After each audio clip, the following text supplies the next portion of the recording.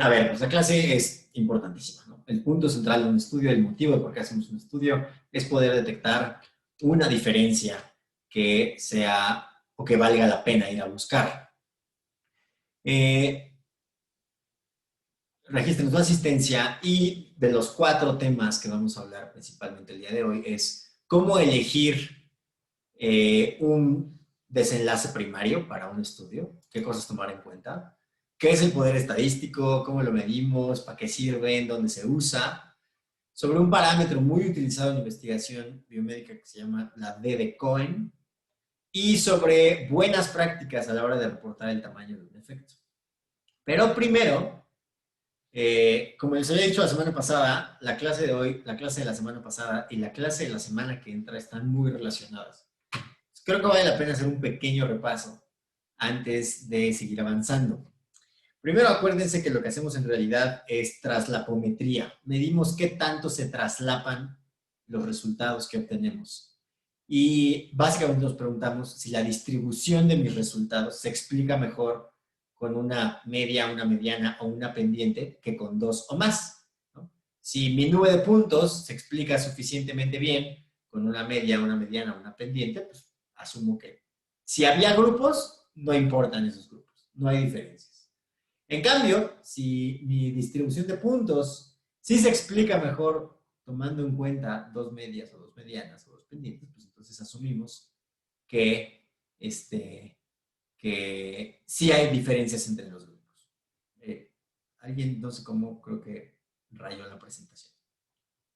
Eh, bueno, eh, hay muchas formas en las que se pueden distribuir estos resultados y la distribución normal o la distribución gaussiana es importante porque es la forma en la que se distribuye el azar.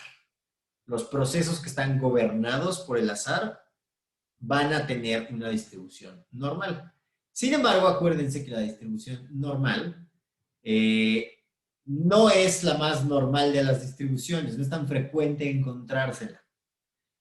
Sobre todo en biología, porque los fenómenos biológicos no siempre tienen una distribución gaussiana. Eh, Acuérdense que para saber si sí encontré una distribución normal, pues tengo que hacer distintas pruebas o tengo que tomar en cuenta distintas cosas. Una distribución normal sí o sí tiene que ser simétrica, sin embargo puede tener distintas formas en qué tan ancha es la campana de los resultados. Todas estas distribuciones son normales, a pesar de que sean o que tengan distintos anchos de distribución, distintas desviaciones estándar. Sin embargo, todas son simétricas, eso sí no hay opción, ahí no hay diferencias, por así decirlo. Y hay varias formas de demostrar que una distribución es normal. Puedo evaluar la altura, la anchura de la curva, puedo hacer pruebas de G cuadrada, puedo hacer las dos más usadas de Shapiro-Wilk y de Kolmogorov-Smirnov, que es básicamente comparar mis resultados contra una distribución teórica que yo sé que es normal y ver qué tanto difieren, etcétera, etcétera. Hay otras distribuciones, como decíamos, que son importantes. De las más usadas son la distribución de Poisson y la distribución de G cuadrada. Fíjense cómo estas distribuciones tienen formas diferentes conforme cambian distintos parámetros. En el caso de la distribución de Poisson, conforme cambia el valor de lambda, la distribución cambia de forma. Y en el caso de la G cuadrada, conforme cambian los grados de libertad o el valor de K, también cambia la forma de la distribución. Acuérdense también de que no es lo mismo muestrear muchas veces, obtener muchas muestras, que ampliar el tamaño de mi muestra. Es decir, ampliar mi tamaño muestral, ampliar cuántos elementos tiene mi muestra, tiene un resultado distinto al de ampliar el número de muestras. ¿Por qué? Porque ampliar el número de muestras me va a dar una distribución gaussiana al final. Y en cambio, ampliar mi tamaño muestral, no necesariamente. Me ponen en el chat la liga de la asistencia. De hecho, creo que fue tu iPhone, Samantha, el que rayó la presentación. Ahí hay una rayita roja que no sé cómo llegó ahí. Ok, muy bien. Entonces, por continuar, si yo muestreo muchas veces, voy a obtener una distribución normal, sin importar cuál es la forma de mi distribución. Es decir, no importa si mi distribución tiene una cola hacia la izquierda, perdón, no importa si mi población tiene una distribución con una cola hacia la izquierda, si yo muestreo muchas veces, voy a acabar teniendo una distribución normal. Y esto puede jugar a favor o en contra, no te preocupes, a favor o en contra de mi interpretación. Simplemente tengo que tomarlo en cuenta. Acuérdense también, insisto, lo que hacemos es traslapometría. Las pruebas de hipótesis frecuentistas lo que están haciendo es preguntarse si mis distribuciones, si es posible ver una diferencia, si es posible ver dos distribuciones o más en la nube de resultados, y de acuerdo con eso pues podemos hacer los mismos análisis que haríamos con una prueba diagnóstica. Si o sea, el verdadero positivo, porque sería fallar o no poder rechazar la hipótesis nula. Acuérdense que lo que hace la estadística inferencial no es comprobar hipótesis, es simplemente rechazar o no rechazar la hipótesis nula. Y podemos cometer dos tipos de error en ese sentido. El error tipo 1, que es concluir que la hipótesis nula no es correcta cuando sí es correcta, y viceversa. Y el error tipo 2 es lo contrario. Es decir, el error tipo 1 sería concluir que sí hay diferencias cuando no las hay. Y el error tipo 2 es concluir que no hay diferencias cuando sí las hay. Y acuérdense, insisto, sí es una diferencia importante. No es lo mismo comprobar una hipótesis que no poder rechazar una hipótesis. Acuérdense que no es lo mismo comprobar que alguien no cometió un crimen, perdón, acuérdense que no es lo mismo no poder comprobar que alguien cometió un crimen que comprobar su inocencia. Y hay alternativas. Podemos tener, o sea, ya tenemos alternativas a a esta forma de inferir o de concluir en la estadística. Del repaso, ¿alguien tiene alguna duda?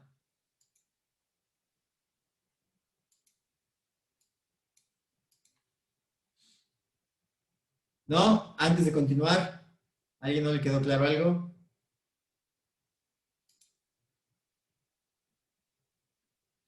Órale, pues. Entonces, vámonos con los desenlaces primarios. A ver, ¿qué entendemos por desenlace primario? Díganme ustedes, ¿a qué me refiero cuando estoy hablando de un desenlace primario?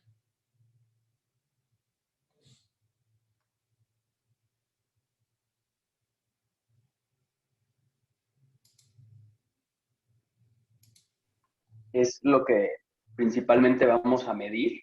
O sea,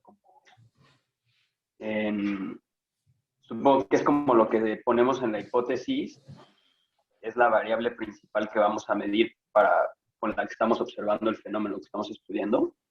Es la que más nos interesa. Es la que, si hay una diferencia, más nos interesa encontrar.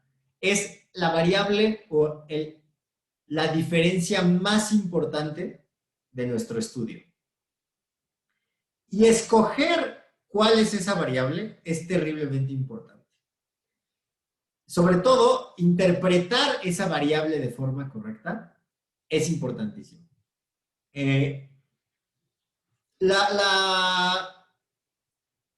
un ejemplo histórico de cómo puedo concluir cosas equivocadas midiendo lo mismo, o puedo estar escogiendo mal lo que estoy midiendo, es durante la Segunda Guerra Mundial, Abraham Wald era un matemático a quien le pidieron analizar el patrón de distribución de los balazos que había en los aviones que volvían a los talleres después de las batallas. Entonces, es decir, regresaba el avión de la batalla y entonces registraban en dónde había quedado el balazo. Y entonces empezaron a reforzar las zonas del avión que recibían más balazos. ¿Qué problema le ven a ese razonamiento?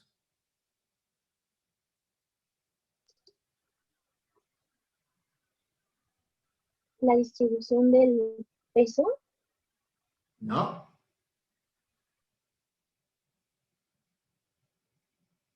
porque es una mala idea reforzar los lugares que reciben en donde tenemos más balazos documentados. Porque son los que sí regresan a la base. Los que se cayeron, pues no regresaron. Exactamente, Jorge. Los balazos que no estoy viendo quiere decir que tiraron el avión. Lo que debo reforzar es justo las zonas que no tienen balazos. Y esa fue la conclusión de Abraham Walden, esa fue su recomendación, tenía toda la razón.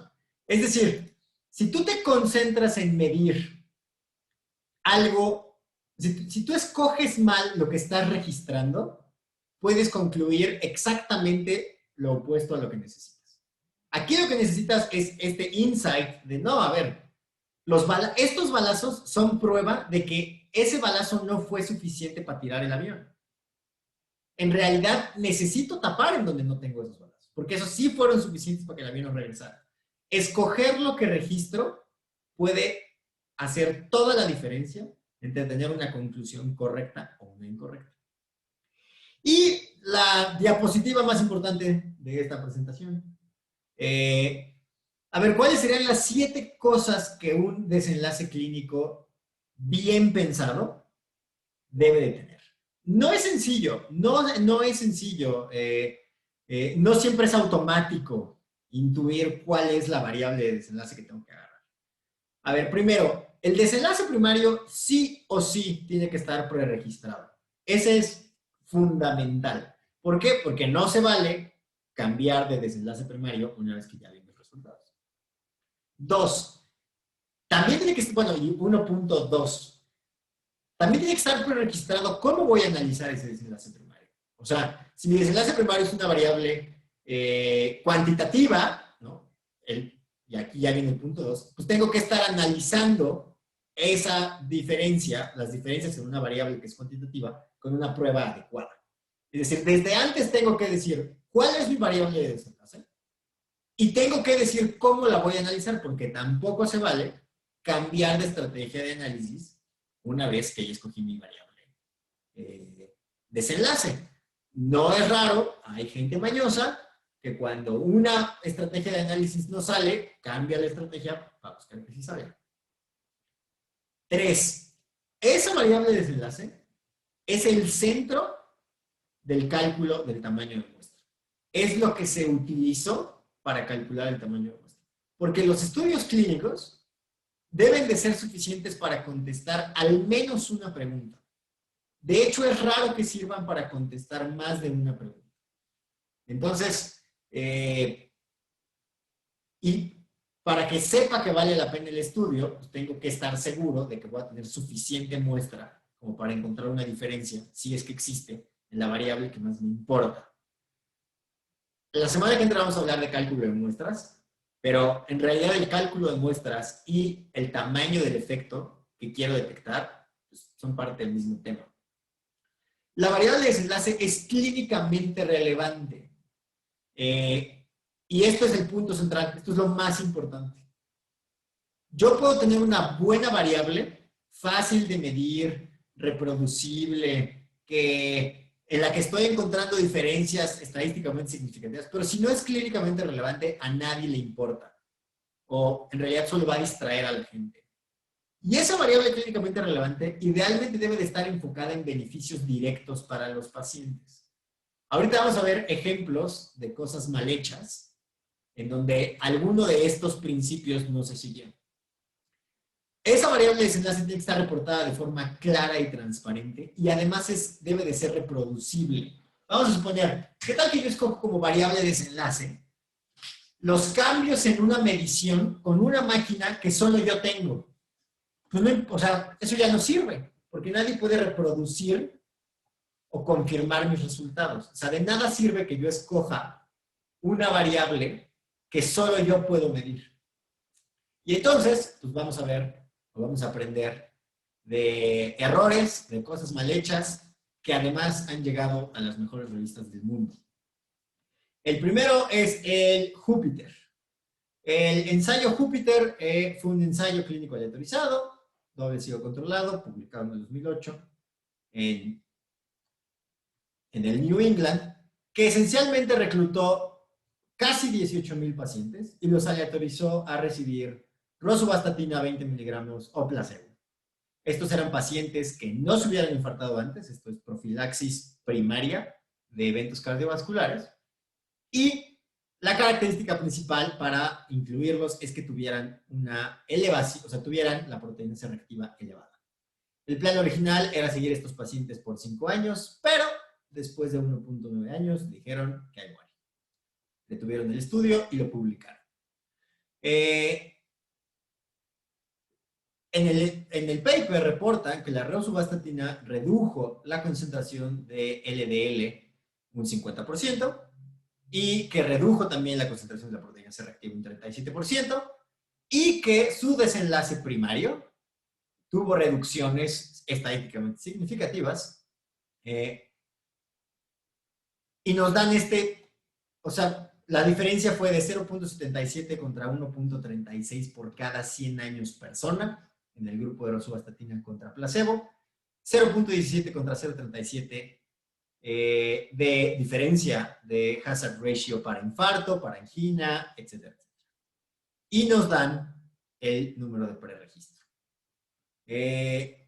Hasta aquí, leyendo el abstract, pues pudiera parecer que sí, ¿no? O sea, pudiera parecer que estos resultados son buenos, son relevantes, son significativos, pero insisto, vámonos al preregistro. A ver, y para practicar la evaluación de la calidad de la evidencia y no quedarnos con que si está en el New England debe de ser cierto. Fíjense cómo este preregistro fue creado en octubre del 2005. Pero el estudio empezó en febrero del 2003. Es decir, el estudio se publicó en noviembre del 2008. El preregistro se hizo en octubre del 2005, pero el estudio empezó en febrero del 2003. Es decir, sospechosamente 1.9 años después de haber empezado. Y ese 1.9 espero que les suene, porque es justo la media de tiempo después de que lo tuvieron el estudio. Es decir, ¿preregistraron después de ver los resultados? Sí. Eso no se hace. Lo cual, ya de entrada, pues, nos debe hacer sospechar. 2. El desenlace primario es tiempo a un evento cardiovascular mayor. Y evento cardiovascular mayor está definido como muerte cardiovascular, un EBC, infarto del corazón, hospitalización por angina inestable, etc, etc, etc. Y los secundarios son tiempo a muerte por cualquier cosa, tiempo a muertes no cardiovasculares, tiempo a diabetes, tiempo a eventos tromboembólicos. ¿Qué les llama la atención de esta elección de desenlace primario? ¿Qué problema le ven?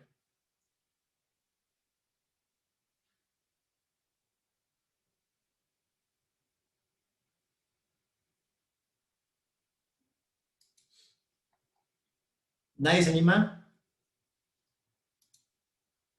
¿Qué está mal aquí?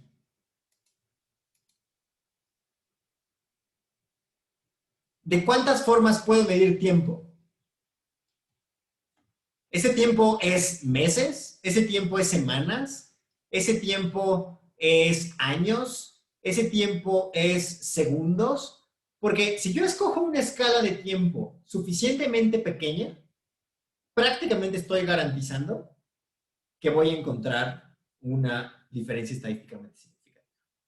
Esta elección de forma de medir el desenlace primario es sospechosa, porque juega muy a favor de encontrar diferencias que no necesariamente vayan a ser clínicamente relevantes, aunque fueran estadísticamente significativas.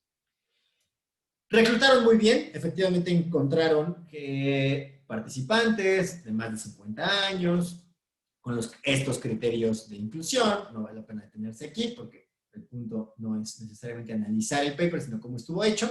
Y aquí me están reportando sus desenlaces primarios, ¿no? Tenemos que son estadísticamente significativos y tenemos las diferencias entre rosuvastatina y placebo.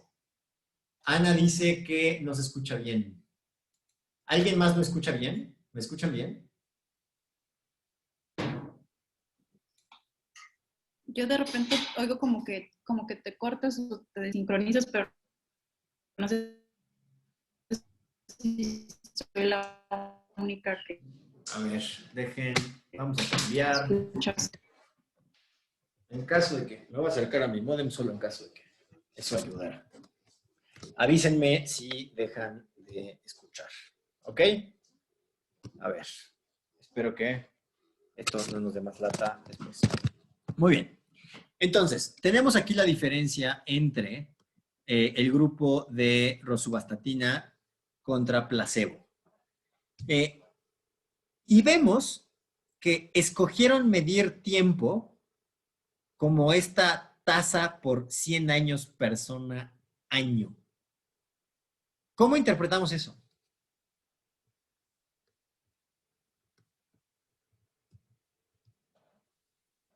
¿Qué quiere decir eso?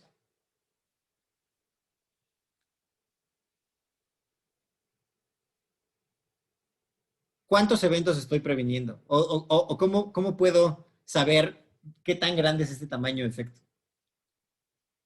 Pues está difícil, porque esta no es una forma de reportar un tamaño del efecto intuitiva, clara, transparente, y, híjole, es sospechosa, por lo menos. Fíjense cómo, también repasando el no se dejen marear por las gráficas, al New England le encanta hacer esto, pues el New England le cambia la escala, digo, nos las pone juntas, pero le cambia la escala a el Kaplan-Meier para, bueno, esto no es exactamente un Kaplan-Meier, pero cambia la escala y entonces veo cómo hay menos eventos en la línea de rosuvastatina que en placebo, pero la gráfica real es esa. O sea, la gráfica real se ve mucho menos impresionante, porque la gráfica real tiene que llegar del 0 al 1 en el eje de las Y's. Y a ver, ¿una reducción de 0.5 en el hazard ratio es 50% de reducción de riesgo? Pues sí, o sea, matemáticamente sí. Eso no es una mentira. Sin embargo, o sea, a ver, ¿cómo le digo yo al paciente? ¿Quién me traduce esto a paciente? El Júpiter dijo que baja tu hazard ratio 0.5 y que hubo diferencias en la tasa 100 años persona. ¿Cómo le explicamos esto al paciente? ¿Quién lo intenta?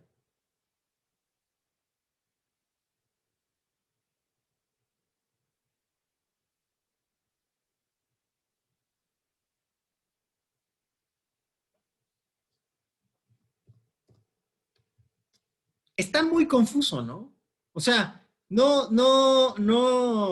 ¿Cómo transmitimos que hay un beneficio aquí? Si es que hay un beneficio aquí. Rápidamente les voy a contar otras historias de terror sobre el tamaño del efecto. Y el contexto es, vamos a volver a esto, continuará.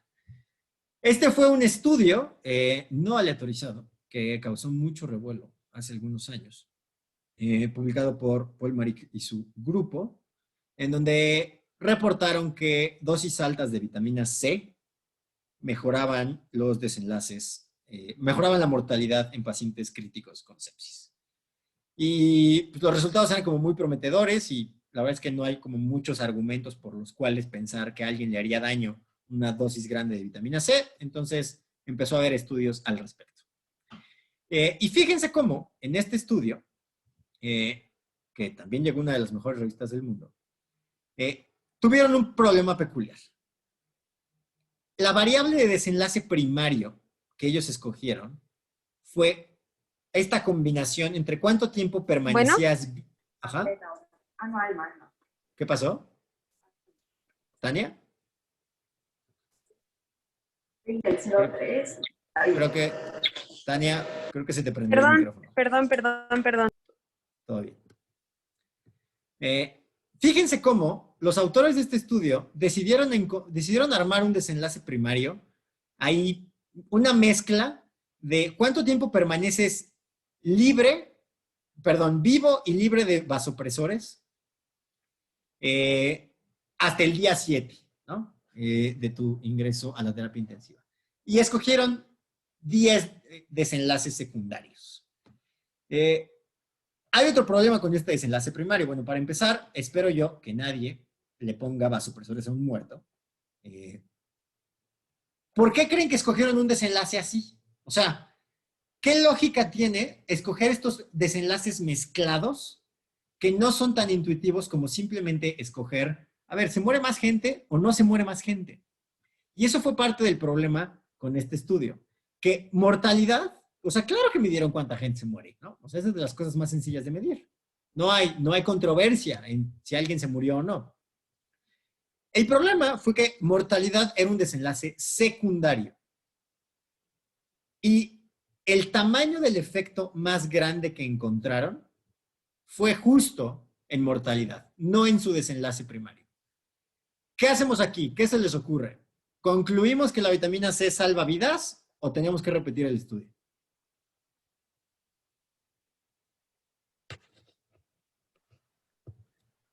Pues sí se tendría que repetir el estudio porque seguramente el cálculo de muestra lo hicieron para su outcome primario, está medio raro, y seguramente el tamaño de muestra para ver la mortalidad a lo mejor tendría que ser un poco más grande. Absolutamente, ¿no? O sea, no. Hay gente que es como muy purista y les dirían que un estudio, un ensayo clínico solo sirve para contestar una pregunta. Ya. Todo lo demás es simplemente, ok, a lo mejor vale la pena perseguirlo después. Pero no importa cuán bueno sea tu resultado, si no es el desenlace primario, no podemos asumir que pues, puedes hacer conclusiones fuertes con los análisis secundarios. Otros autores intentaron repetir el estudio. De hecho, lo estaban haciendo en paralelo. Y aquí escogieron como desenlace primario el score en el SOFA. El cambio en el score de SOFA entre el día que ingresaron a UTI y las 96 horas después, además de otros marcadores de inflamación. Y no encontraron diferencias ni en el SOFA ni en los marcadores de inflamación, pero sí encontraron en mortalidad otra vez. Es decir, nos quedamos igual. Mortalidad. Fíjense cómo, por no escoger bien el desenlace primario de las distintas intervenciones, llevamos 3 estudios sin poder hacer una conclusión. Es decir, si no se quedan, y lo que ocurre es que pues, o sea, en terapia intensiva bien poquitas cosas funcionan o bien poquitas cosas mejoran la mortalidad. Entonces, los investigadores al principio pues están como dudosos en escoger mortalidad como desenlace primario, porque podrías no encontrar diferencias. Pero fíjense cómo por no escoger el desenlace primario más importante, fácil de medir, reproducible de medir, relevante para los pacientes, obviamente clínicamente relevante, fácil de reportar en resultados. Por no escogerlo así, llevamos 3 estudios sin poder tomar conclusiones de si la vitamina C sirve para algo o no. Insisto, escoger bien, o sea, escoger qué variable vamos a medir no es algo que se deba de decidir ni de bote pronto, ni por convención, es algo que se tiene que pensar muy bien. Y hacer desenlaces combinados es algo que está muy de moda porque pues está buscando aumentar tus probabilidades de encontrar diferencias estadísticamente significativas, pero híjole, es muy cuestionable porque nos puede pasar cosas como esta. Nos pueden pasar, encontramos resultados que son más atractivos, pero como no son la variable primaria, pues nos quedamos sin poder concluir. Ahora bien, poder estadístico. Poder estadístico es la probabilidad o la capacidad de un estudio de encontrar una diferencia que sí existe. Es decir, puede ser que yo tenga una diferencia grande en una variable clínicamente relevante, pero si no tengo suficiente poder estadístico para encontrarla, mi estudio no sirve de nada. Y en ese sentido, es decir, o sea, dicho de otro modo, es mi capacidad de que si sí hay más de una distribución de resultados, ¿qué tan probable voy a ver que hay más de una distribución de resultados? Y esta probabilidad pues, se mide del 0 al 100% y típicamente utilizamos 80% de probabilidad de encontrar una diferencia que sí existe en los estudios significativos, en los estudios clínicos. ¿Por qué creen que no usamos probabilidades de 95% de poder? ¿Por qué creen que no usamos poderes estadísticos o que típicamente no usamos poderes estadísticos del 95%?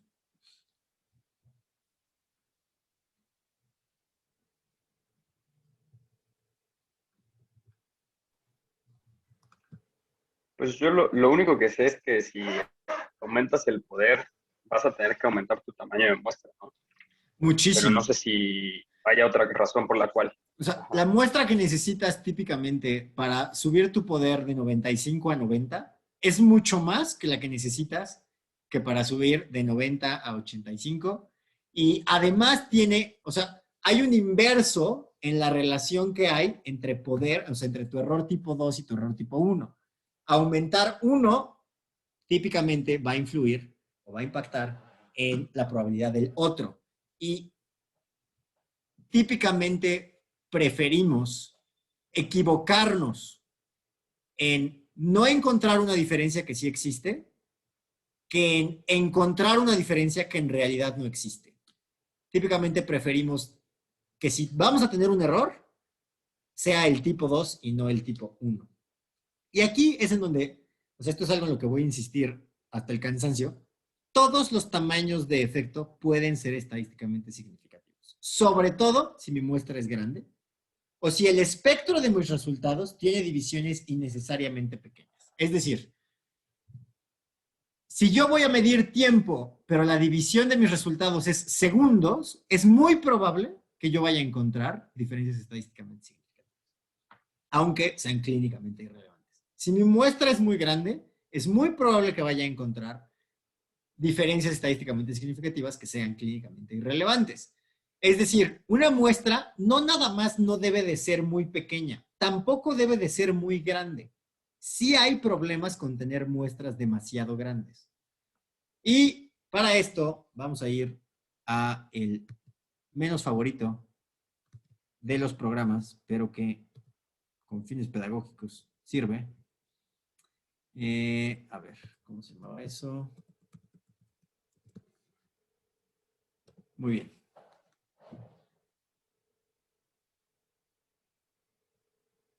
Sí pueden ver mi Excel, ¿va?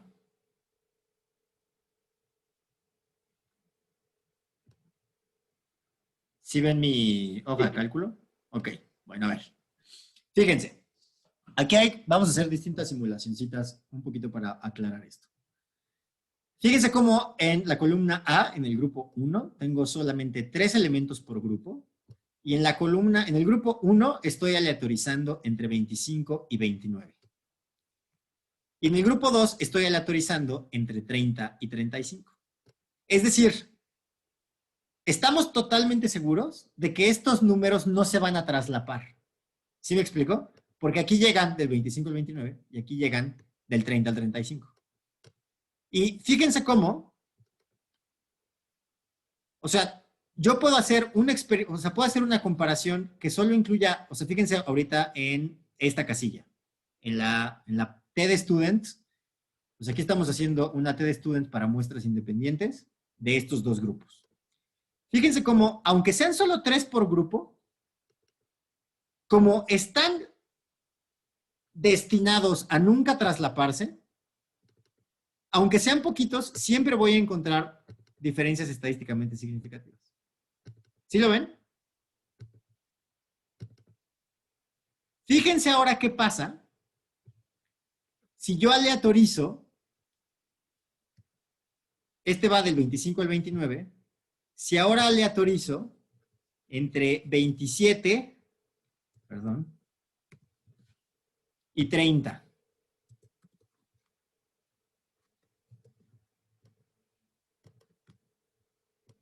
Fíjense cómo ahora la diferencia sigue existiendo. O sea, sigue habiendo una diferencia en lo que genera o lo que va a generar la media del grupo 2 y lo que va a generar la media del grupo 1.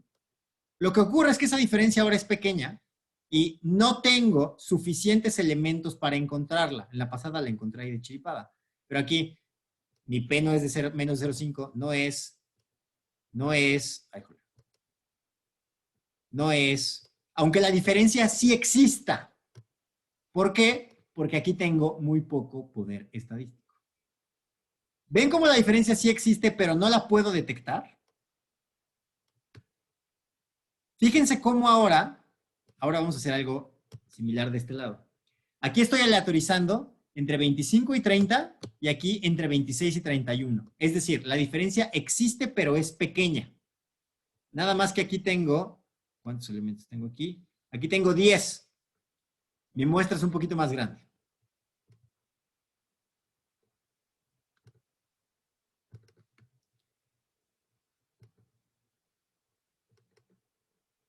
aquí salió estadísticamente significativo. Bueno, no es menor a 0.05. Pero fíjense cómo me voy a encontrar un 0.05 más veces que si no tuviera, o me voy a acercar que si no tuviera, que si tuviera menos elementos, ¿no? Menos elementos. Fíjense cómo con 10 elementos yo necesitaría un poquito lo inverso, que la diferencia entre los dos grupos fuera más grande para que yo la pudiera detectar.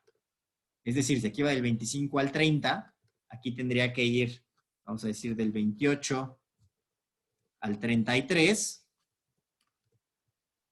Corremos que sea todo el grupo. Y entonces ahora sí, fíjense, ahí ya salió, ahí volvió a salir, ahí volvió a salir, ahí volvió a salir. Es decir, si mi diferencia es grande, mi muestra puede ser chiquita. Porque como la diferencia es grande, pues, la probabilidad de que yo me la encuentre es grande. Fíjense cómo ahora acá estoy aleatorizando entre 25 y 30, aquí entre 26 y 31. Es decir, lo mismo que yo tenía acá, pero ahora tengo más elementos. Es decir, fíjense cómo eso sí aumenta la cantidad de veces que me voy a encontrar diferencias estadísticamente significativas. ¿Sí la ven? O sea, al final el poder lo que me está diciendo es, si yo corro 100 veces esto, ¿cuántas veces, qué porcentaje de veces me voy a encontrar una diferencia estadísticamente significativa? Y fíjense cómo acá tengo una diferencia chiquititita, 25 a 30 y 26 a 31. La diferencia entre los grupos es muy chiquita. Vean cómo están traslapados, o sea, es imposible o muy difícil decir que hay una diferencia viendo los puntos. O sea, si hacemos traslapometría, pues el traslape es casi total, pero tengo muchos más elementos. Fíjense cómo, aunque la diferencia sea chiquita, siempre la voy a encontrar. O sea, aquí tengo, pues hasta me tiene que poner en notación científica, ¿no? Porque la probabilidad de que yo me encuentre una diferencia, aunque sea chiquita, pues es muy alta, porque tengo muchos elementos. ¿Esta diferencia importa? Pues probablemente, bueno, depende de qué estés midiendo, pero probablemente no. Entonces, fíjense cómo el poder estadístico está muy relacionado con la diferencia que exista realmente entre los dos grupos y cuántos elementos tiene cada grupo para intentar detectarla. Si mi diferencia es grande, 3 pueden ser suficientes. Si mi diferencia es chiquita, pues puede ser que yo tenga 100 y de todos modos la voy a encontrar casi siempre. ¿A alguien le queda duda de esto?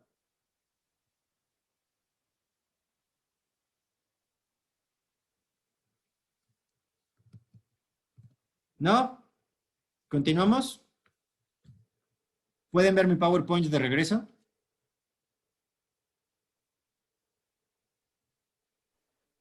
Sí. Bien, entonces, ok. Ahora bien, vamos a volver con el Júpiter, porque el Júpiter, por supuesto, no se quedó con las ganas de hacer un análisis por subgrupos. Y yo no puedo hablar de análisis por subgrupos sin contarles mi historia favorita de los análisis por subgrupos. Lo que ocurrió, y bueno, y algo que hay que tomar en cuenta, es George Box solía decir que si tú torturas a tu base de datos lo suficiente, los números te van a decir lo que tú quieras. Si tú le estás busque y busque y busque y busque y busque análisis estadísticos, eventualmente te vas a encontrar uno que más o menos puedas adaptar a la narrativa de tus hipótesis. Y prueba de esto es el estudio ISIS. En Oxford muchas cosas se llaman ISIS, porque ISIS es el nombre en latín del Támesis, o al menos de la parte del Támesis que pasa por Oxford. Y de hecho, bueno, evidentemente cuando salió ISIS, el grupo islámico, le cambiaron de nombre a muchas cosas. Pero como este estudio es mucho más viejo que el califato, sí se llamaba ISIS. Y este estudio es un estudio seminal en cardiología, porque es el estudio fue el primer estudio que demostró que darle aspirina a las personas que se están infartando salva vidas. Fue un grupo de investigación grande que estuvieron coordinados por Richard Peto y Sir Richard Peto, y cuando terminaron, pues mandaron sus resultados a Lancet, diciendo, pues sí, dar aspirina le ayuda a la gente que se está infartando. Lancet les pidió que hicieran análisis por subgrupos. Es decir, aquí no fueron los autores, como en el Júpiter, haciendo análisis por subgrupos, la revista lo pidió. Porque Lancet quería saber si podíamos encontrar en qué pacientes funcionaba mejor la aspirina. Y Richard Peto dijo que no, eso no se hace, eso es una mala práctica estadística. Lancet dijo que tú no me vas a decir que voy a publicar y que no. Si quieres publicarlo aquí, me tienes que dar análisis por subgrupos. Y Richard Peto les hizo caso. Nada más que el análisis por subgrupos fue con base en el signo zodiacal. Entonces, les mandó el análisis por subgrupos que sugería que la aspirina no funcionaba igual de bien y de hecho era un poco peligrosa si eres Géminis o Libra. Fíjense cómo el valor de P es muy estadísticamente significativo. Lancet dijo, esto es una broma. Richard Peto dijo, por supuesto que no. Querías análisis por subgrupos, ahí lo tienes y ahora lo publicas. Y como pueden ver, Lancet tuvo que tragarse sus palabras y publicar que la aspirina funciona menos si eres Géminis o Libra. Porque tú puedes hacer el montón de análisis por subgrupos que tú quieras sin que eso necesariamente quiera decir que tiene sentido. Ahora bien, D de Cohen. Si el tamaño del efecto es relativamente, o sea, es lo más importante, tenemos que tener formas de poder comparar tamaños del efecto. Y justo eso es la D de Cohen. La D de Cohen, si se fijan en la fórmula, lo único que está haciendo es dividir el promedio de los promedios entre la raíz cuadrada o las desviaciones estándar, no sé exactamente cómo traducir, pooled, pero entre las desviaciones estándar de esos promedios. Es decir, es una medición directa de qué tanto se traslapan dos curvas. Y fíjense cómo podemos tener una D de Cohen de 0. Cuando tenemos una D de Cohen de 0.5, el traslape de dos curvas normales es 67%. Si tenemos una D de Cohen de 1, el traslape es menor. Es decir, a más D de Cohen, menos traslape, lo que se interpreta como más diferencia entre grupos. Fíjense cómo también este es el motivo por el cual nos gustan más las pruebas paramétricas, o la gente está un poco obsesionada con las pruebas paramétricas. Porque si mis distribuciones no fueran simétricas, necesitaría Ds de Cohen más grandes para disminuir ese traslape. Y por eso no nos gusta la variación, que haya variación grande en los promedios de nuestros grupos. Si se acuerdan de la semana pasada, decíamos que pues, me gustaría más tener que analizar la curva azul que la curva amarilla, porque la curva azul tiene menos variabilidad, tiene desviaciones estándar más chiquitas, y entonces con mayor probabilidad me voy a encontrar que no hay traslape con otra curva. Y esto es muy importante tanto en el cálculo de muestra como en los metaanálisis. De hecho, justo así es como se hace. Programas como GPower utilizan, no es la única forma en la que puedes calcular una muestra, pero utilizan una D de Cohen para directamente calcular una muestra. A ver, ¿qué tanto crees que es el traslape entre los dos grupos? Y con eso te van a contestar cuánta muestra necesitas para el poder que tú quieras escoger. Pero hacer un metaanálisis, además, en general, es justamente hacer eso. Es hacer una D de Cohen de la media y desviación estándar, de la diferencia o del tamaño del efecto que se encontró en todos los estudios, promediarlos, y así es como sale el rombito de los metaanálisis. No es el único método, pero sí es uno de los más usados. Por eso es importante la D de Cohen, porque me permite comparar entre tamaños de efecto y me da una relación muy intuitiva entre qué tan grande es la diferencia con qué tanto es el traslape de mis dos curvas de resultados. Y ya casi para terminar, ¿cuáles son buenas prácticas en el reporte del tamaño del efecto? Porque ya quedamos que para el tamaño del efecto importa primero escoger bien qué voy a medir, en dónde voy a buscar ese tamaño del efecto.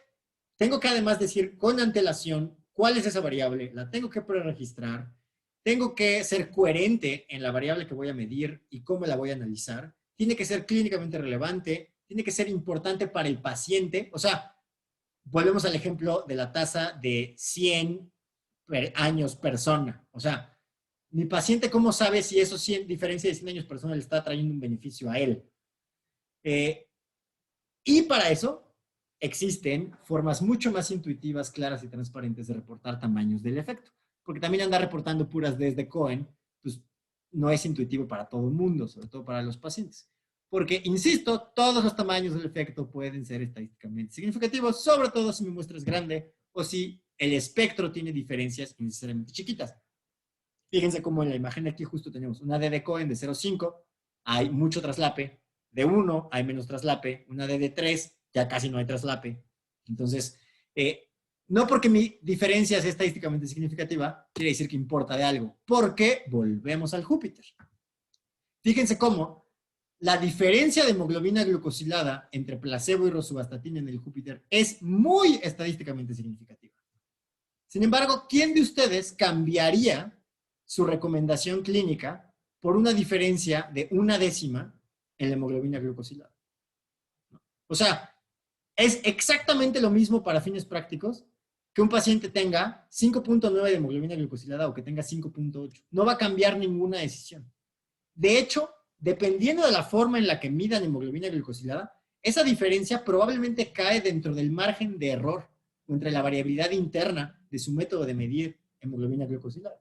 Sin embargo, sin ningún empacho, aunque sea absolutamente irrelevante, la pusieron en una tabla en el New England porque tiene una P de 0.001. Entonces, o sea, insisto, la diferencia puede ser trivial, puede ser irrelevante y ser estadísticamente significativa. Y lo que también pusieron, pero escondido en las partes del texto que casi nadie ve, es el número necesario a tratar. Claro que calcularon un número necesario a tratar. Y ese número necesario a tratar es de 95. Vale la pena mencionar que cuando otros estudios han intentado medir lo mismo, han encontrado números necesarios a tratar de 250 o más. Es decir, hay que tratar a 95 pacientes, por lo menos a 95 pacientes, para prevenir un evento del desenlace primario. Uno de los que sean infarto, EBC, hospitalización por angina. Eso ya no suena tan impresionante, ¿no? Ya no suena tan impresionante decirle al paciente, pues sí, mire, usted va a reducir a la mitad su hazard ratio. A ver, ¿eso es directamente benéfico para mi paciente? Como individuo, híjole, muy dudoso. ¿Eso lo entiende mi paciente? ¿Es claro de transmitir? No, para nada. Mucho menos medir tu outcome primario en 100 años persona.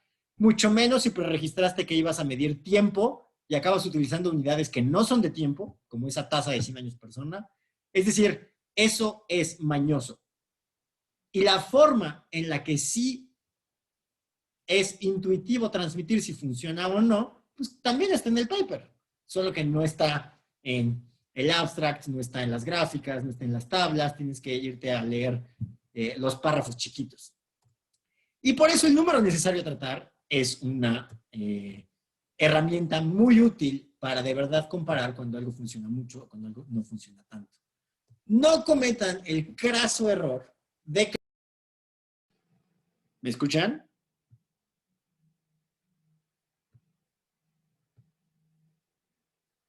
¿Sí me escuchan todavía?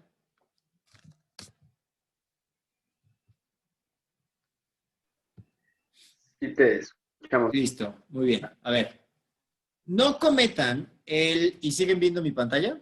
¿Siguen viendo mi presentación? No. A ver, entonces déjenme... Vamos a arreglar eso. Listo, ya la ven ahora sí, ¿no?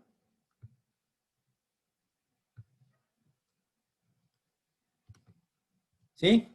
Ok. Entonces, sí hay formas más intuitivas para los pacientes de transmitir qué tanto funciona una intervención.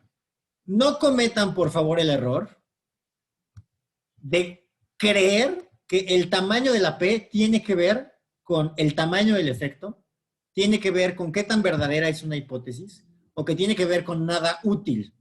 La semana que entra vamos a ver que ojalá la P desaparezca de los artículos científicos algún día. La P no sirve de casi nada. Entonces, muchísima gente cree que una P chiquita quiere decir un tamaño del efecto grandote. Esto no podrá ser más falso. Y además lleva publicado ya un ratote. O sea, es un error tan común que la Sociedad Americana de Estadística publicó hace ya algunos años, hace 5 años, que pues el valor de P no mide ni la probabilidad de que una hipótesis sea verdadera, ni la probabilidad de que los datos se hayan producido por azar, ni la probabilidad de que el tamaño del efecto sea, ni el tamaño del efecto. Mucha gente interpreta la P así y no tiene nada que ver. Números necesarios a tratar. ¿Por qué son mucho más claros? A ver, fíjense cómo, y esto solo como por darles comparadores, o sea, el número de personas que yo necesito tratar con el cóctel de antibióticos de Helicobacter pylori para curarlos es de 1, ¿no? A lo mucho será, y eso es para erradicar la bacteria. Para curar la úlcera, de 5. Necesito tratar a poquitos. Compárenlo pues, con lo que acabamos de ver de las estatinas. Necesito tratar a muchísimos para prevenir un evento de un desenlace que además es combinado. Ahí no estamos sabiendo si lo que previno fue hospitalizaciones o fueron muertes. Fíjense cómo el número necesario a tratar para prevenir muertes en pacientes con falla cardíaca haciendo ejercicio es de 5. Para prevenir un evento cardiovascular es de 3. Es decir, son números muy chiquititos. Ese tamaño, el efecto o el impacto de hacer ejercicio para una persona con falla cardíaca es altísimo. Es muy probable que sí vaya a dar un beneficio directo. Vean, por ejemplo, la vacuna de influenza. Necesitamos vacunar a 12 para disminuir incapacidades por influenza. El oseltamivir tiene un tamaño del efecto mucho menor, ¿no? Necesitamos darle oseltamivir a muchos más para tener desenlaces similares. Y es aquí que, a ver, o sea, si el número necesario a tratar es una forma como más intuitiva de comparar el impacto de una intervención o el tamaño del efecto de una intervención, ¿cómo se calcula? Pues se calcula, de hecho, de la misma tablita de 2x2. Primero necesitamos calcular la reducción de riesgo absoluto, que se calcula de esta manera, y luego el inverso de eso, el número necesario a tratar es el inverso de la reducción de riesgo absoluto. No importa, por supuesto, que se sepa, o sea, no importa, por supuesto, que se sepa la fórmula de memoria, lo que importa es que sepan que estamos evaluando cuántos tendríamos que tratar para conseguir una diferencia de al menos 1. Y es aquí en donde viene su tarea. Su tarea es ir a este artículo, que se puso muy de moda y fue muy comentado. Quiero que de este artículo me digan, más bien me calculen, porque el artículo no lo trae. Quiero que de este artículo calculen el número necesario a tratar, o sea, a cuántos pacientes les tenemos que dar remdesivir para salvar una vida. Que me calculen el costo de salvar una vida, es decir, tienen que googlear cuánto cuesta el remdesivir y luego lo multiplican por el número necesario a tratar para saber cuánto nos cuesta salvar una vida con remdesivir. Y que me manden por correo la diferencia, cuál es la diferencia entre eficacia, efectividad y eficiencia. Porque muchas veces se usan como si fueran sinónimos. Muchas veces creemos que el tamaño del efecto en eficacia va a ser lo mismo que el tamaño del efecto en efectividad o en eficiencia, y esto es falso. Entonces, como estas 3 palabras se parecen mucho, pero no quieren decir lo mismo, y están muy relacionadas con el número necesario a tratar y con otras cosas, sí es crucial que tengan bien claras esas definiciones a la hora de evaluar y de comparar tamaños de efecto. ¿Dudas? ¿Qué no quedó claro? ¿Qué volvemos a explicar?